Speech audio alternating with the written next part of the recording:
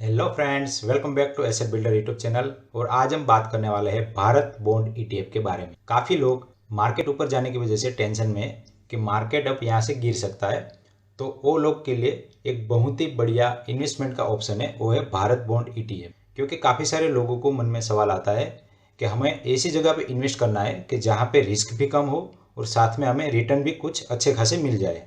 तो उन लोगों के लिए भारत बॉन्ड ईटीएफ एक बहुत ही बेहतरीन ऑप्शन है। भारत बॉन्ड ईटीएफ 3 दिसंबर से लेकर 9 दिसंबर तक ओपन होगा, तो आप इसके अंदर इन्वेस्ट कर सकते हैं।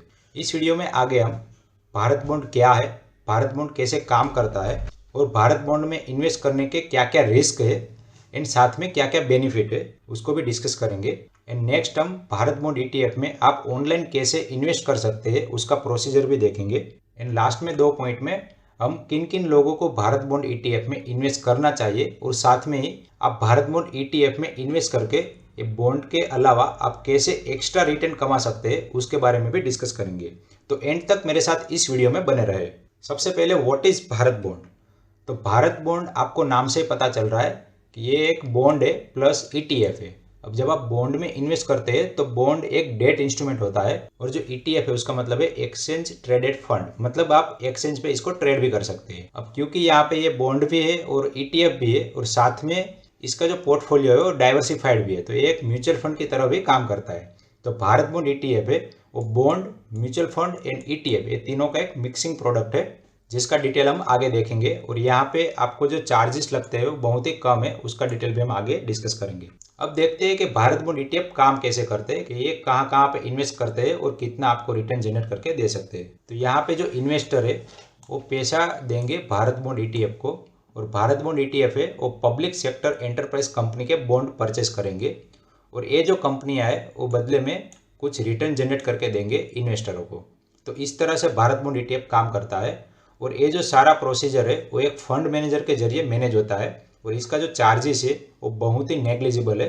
पर ईयर एक फंड का चार्जेस 0.0005% निकल के आता है अगर 10,000 करोड़ का ये फंड टोटल बनता है। तो अगर 10,000 करोड़ से ज़्यादा बनता है तो ये जो चार्जेस है वो उससे भी कम हो जाते हैं। और ये जो पब्लिक सेक्टर एंटरप्राइजेस है उसके अंदर NTPC, NABARD, power grid, NPCIL, IRFC and PFC ये सारी कंपनी के bond Bharat bond ETF purchase करते हैं। अब यहाँ पे ये जो new Bharat bond ETF issue होने वाला है इसमें पोर्टफोलियो इस तरह से, और ये जो सारे बॉन्ड है वो AAA रेटेड बॉन्ड है।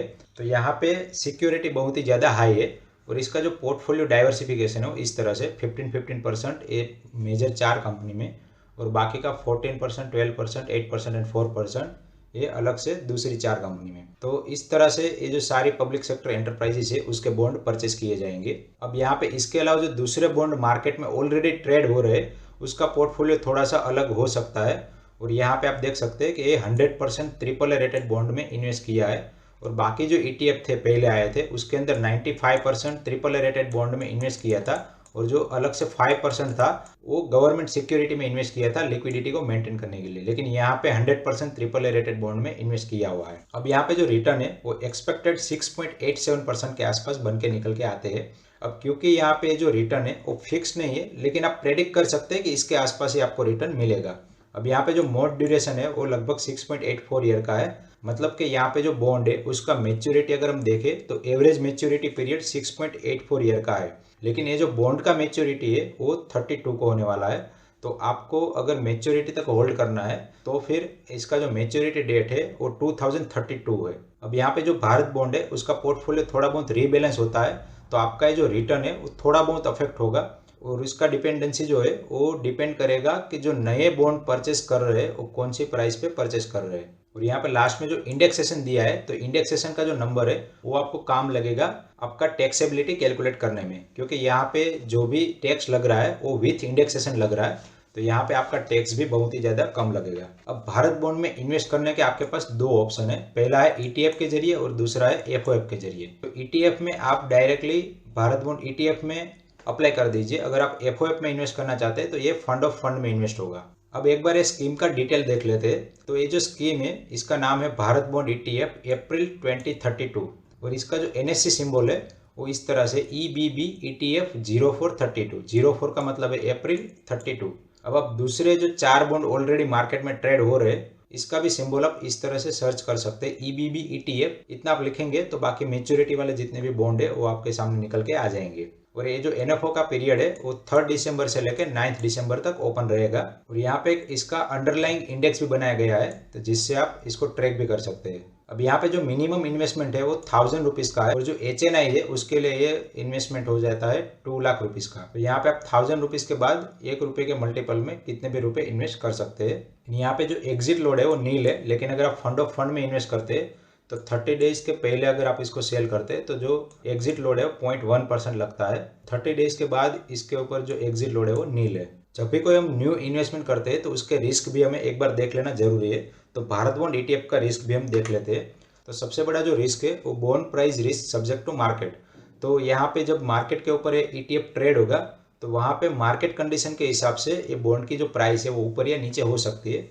मान लीजिए कि गवर्नमेंट अपनी पॉलिसी में इंटरेस्ट रेट बढ़ाती है तो फिर ये बॉन्ड के प्राइसेस नीचे जा सकते हैं। अगर मान लीजिए कि गवर्नमेंट इंटरेस्ट रेट कम करती है तो फिर ये बॉन्ड के प्राइसेस ऊपर जाएंगे। तो यहाँ पे बॉन्ड की जो प्राइसेस है वो इंटरेस्ट रेट के ऑपोजिट में काम करती है। दूसरा एक रिस्क है क्रेडिट रिस्क। मतलब कि अगर मान लीजिए कि कोई भी पब्लिक सेक्टर एंटरप्राइज डिफॉल्ट कर जाती है तो फिर भारत बॉन्ड ETF के जरिए जितने भी पैसे उस पर्टिकुलर एंटरप्राइज में इन्वेस्ट हुए होंगे वो पूरे पैसे आपके जा सकते हैं। लेकिन क्योंकि यहाँ पे AAA रेटेड बॉन्ड है प्लस गवर्नमेंट कंपनी है तो डिफॉल्ट होने के चांसेस बहुत ही नेग्लिजिबल है। तीसरा रिस्क है लिक्विडिटी रिस्क। लिक्विडिटी रिस्क को समझने के लिए एक बार मैं जेरोधा पे चले जाता हूँ और आपको इसका चार्ट दिखाता हूँ। यहाँ पे मेरे पास भारत बॉन्ड ETF अप्रैल 2030 का एक चार्ट है। तो आप देख सकते हैं, ये चार्ट को मैं एक बार 5 मिनट चार्ट कर देता हूँ। तो आप देख सकते हैं कि ये जो आपको डॉटेड लाइन दिख रही है वहाँ पे कोई भी वॉल्यूम ट्रेड नहीं हुआ है। और ये जो ग्रीन दिख रहा है वहाँ पे आप वॉल्यूम देख सकते हैं कि ओनली 300 का वॉल्यूम है। मतलब कि यहाँ पे जो बायर एंड सेलर है वो बहुत ही कम हो सकते हैं। तो इस तरह से लिक्विडिटी रिस्क इसके अंदर बना रहेगा। अब जब हमने रिस्क की बात कर ली तो साथ में इसके कुछ एडवांटेजेस भी है कि क्यों आपको भारत बॉन्ड के अंदर इन्वेस्ट करना चाहिए। तो सबसे पहला जो रीज़न है उसे वो है स्टेबिलिटी एंड प्रेडिक्टेबिलिटी। अब क्योंकि यहाँ पे भारत बॉन्ड ETF एक डेट इंस्ट्रूमेंट है तो इसकी जो प्राइस में फ्लक्चुएशन है वो बहुत ही कम होती है। और साथ में इसके जो रिटर्न है वो भी प्रेडिक्टेबल है। जो 6.8% का रिटर्न दिखाया उसके आसपास ही रिटर्न रहेंगे। थोड़ा बहुत ऊपर नीचे हो सकता है, ज़्यादा वेरिएशन आने की संभावना नहीं है। दूसरा है हाई सेफ्टी। अब क्योंकि यहाँ पे AAA रेटेड बॉन्ड है प्लस पब्लिक सेक्टर एंटरप्राइज में इन्वेस्ट होते हैं तो साथ में यहाँ पे गवर्नमेंट की बैकिंग आ जाती है, तो इसीलिए यहाँ पे हाई सेफ्टी है। तीसरा है ट्रांसपेरेंसी। अब ये जो फंड है उसका जो NAV है वो डेली बेस पे डिस्क्लोज होगा, तो यहाँ पे ट्रांसपेरेंसी भी अच्छी होगी।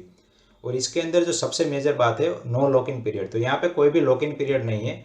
आपके पास एक बार ये बॉन्ड आ गए तो आप कभी भी इसको सेल कर सकते हैं। और आपको नए बॉन्ड अगर बाय करने तो ओपन मार्केट से बाय भी कर सकते हैं।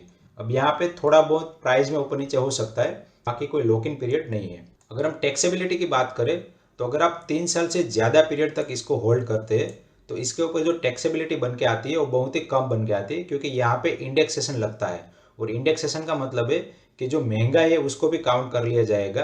तो इंडिया के अंदर महंगाई 5 to 6% के रेट से बढ़ती है और ये जो बॉन्ड का रिटर्न है वो भी लगभग 6 to 7% के आसपास है। तो आपका जो टोटल टैक्सेबिलिटी बनेगा वो ओनली 1% रिटर्न के ऊपर ही बनेगा और वो भी बहुत ही नेग्लिजिबल बन के आएगा। एंड लास्ट में ये जो फंड है उसको मैनेज करने की चार्जेस बहुत ही कम है, 0.0005%। तो ये ETF है, अगर आप ब्रोकर के थ्रू इसको बाय एंड सेल करते तो आपके जो अदर चार्जेस है वो बहुत ही ज़्यादा लग सकते हैं, लेकिन इसका जो फंड मैनेजमेंट चार्जेस है वो बहुत ही कम निकल के आता है। अगर आप इसका कंपैरिजन लिक्विड बी के साथ करेंगे, क्योंकि वो भी एक डेट इंस्ट्रूमेंट है और ETF है, तो उसका जो चार्जेस है वो लगभग 0.3% है। तो इसके कंपैरिजन में इसके चार्जेस बहुत ही ज़्यादा कम है। अब बॉन्ड के इतने सारे एडवांटेजेस एंड रिस्क फैक्टर देख लिया तो फाइनली क्वेश्चन आता है कि कैसे हम भारत बॉन्ड के अंदर इन्वेस्ट कर सकते हैं। तो यहाँ पे भारत बॉन्ड के अंदर इन्वेस्ट करने के टोटल 2 रास्ते हैं। पहला है कि डायरेक्टली आप जब नया NFO आए तब डायरेक्टली म्यूचुअल फंड की वेबसाइट से उसको अप्लाई कर दीजिए। दूसरा ऑप्शन है कि डीमैट अकाउंट से आप डायरेक्टली भारत बॉन्ड ETF जो हाल की डेट में अवेलेबल है वो बॉन्ड को परचेस कर लीजिए। क्योंकि यहाँ पे NFO अभी ओपन नहीं हुआ है, 3 दिसंबर को ओपन होने वाला है। तो जब ये ओपन होगा तब मैं आपको पूरी प्रोसीजर दिखा दूंगा, लेकिन अभी मैं आपको डीमैट अकाउंट के थ्रू आप कैसे बाय एंड सेल कर सकते हैं उसका एक डिटेल दिखा देता हूँ। यहाँ पे आप अपने वॉच लिस्ट में चले जाइए और यहाँ पे टाइप कीजिए EBB। तो EBB टाइप करेंगे तो आपके पास इस तरह से टोटल 4 फंड निकल के आएंगे। जिसकी maturity 23rd, 30, 31st and 25th, इस तरह से टोटल 4 अलग अलग टाइप के भारत बॉन्ड है। और इसका जो इंटरेस्ट रेट है वो 5% से लेके 6% तक है। तो इसका अगर आपको डिटेल देखना है तो आप गूगल में सर्च करके भी देख सकते हैं EBB ETF 0423 डिटेल, तो आपके पास पूरा डिटेल आ जाएगा और आप उसके अंदर देख सकते हैं कि ये बॉन्ड पर्टिकुलर किसके अंदर इन्वेस्ट करता है और कितना रिटर्न आपको मिलेगा। तो यहाँ पे मैं एक बार बाय का ऑप्शन सिलेक्ट कर लेता हूँ। तो यहाँ पे अभी इसका प्राइस चल रहा है 1153। तो यहाँ पे आप मार्केट ऑर्डर लगा दीजिए या फिर लिमिट ऑर्डर लगा दीजिए। तो लिमिट ऑर्डर आप लगाएंगे तो 115508। तो ये मार्केट में डिमांड एंड सप्लाई के हिसाब से ये प्राइस फ्लक्चुएट होता रहेगा। और यहाँ पे आप इसको बाय का बटन प्रेस कर दीजिए।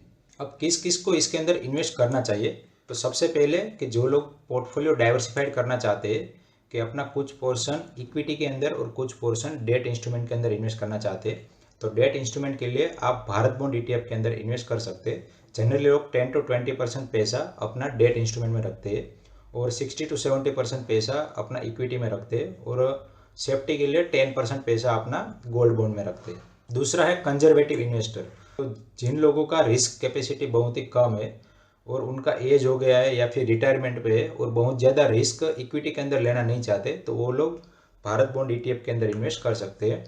तीसरा है FNO ट्रेडर। तो FNO trader generally margin money देना पड़ता है अपने ब्रोकर को। तो मार्जिन मनी जो भी है वो मार्जिन मनी आप भारत बॉन्ड ETF में इन्वेस्ट कर दीजिए और वहाँ से आप कोलेटरल लेके मार्जिन ले सकते हैं। तो इस तरह से FNO ट्रेडर भी इसके अंदर इन्वेस्ट कर सकते हैं। मैंने वीडियो के स्टार्टिंग में ही आपको एक पॉइंट बताया था कि आप कैसे भारत बॉन्ड ETF के अंदर एक्स्ट्रा यील्ड जनरेट कर सकते हैं। तो यहाँ पे ज़ेरोधा एंड अदर ब्रोकर जो है वो आपको भारत बॉन्ड ETF को कोलेटरल करने पे ओनली 6% हेयर कट के साथ 94% का मार्जिन मनी प्रोवाइड करते हैं।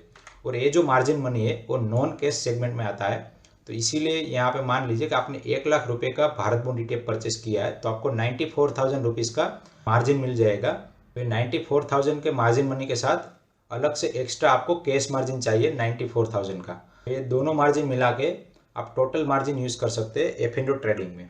FNO ट्रेडिंग में जब आप मार्जिन यूज़ करेंगे, जो लो रिस्क लेने वाले लोग हैं वो 1% पर मंथ का रिटर्न कमा सकते हैं और जो लोग हाई रिस्क लेते हैं वो 2% से लेकर 3% का रिटर्न कमा सकते हैं। अब क्योंकि यहाँ पे FNO ट्रेडिंग है वो बहुत ही हाई रिस्क है और इसके अंदर काफ़ी सारा नॉलेज की भी ज़रूरत है और काफ़ी पेशेंस की भी ज़रूरत है। तो मैं किसी को भी सजेस्ट नहीं करूँगा कि आप FNO ट्रेडिंग करें, क्योंकि लोग इस तरह से मार्जिन मनी भारत बॉन्ड का यूज़ करते हैं। तो इसीलिए मैंने आपको ये एग्जाम्पल समझाया है। आशा करता हूँ कि भारत बॉन्ड ETF क्या है, वो कैसे काम करता है, क्या क्या रिस्क है, क्या क्या बेनिफिट है एंड आप इसके अंदर कैसे इन्वेस्ट कर सकते हैं, वो पूरा चीज़ आपको समझ में आ गया होगा। अगर आपको मेरा ये वीडियो पसंद आया है तो वीडियो को लाइक करिए और अपने दूसरे दोस्तों के साथ शेयर भी करिए। इस वीडियो को एंड तक देखने के लिए आप सभी का दिल से धन्यवाद।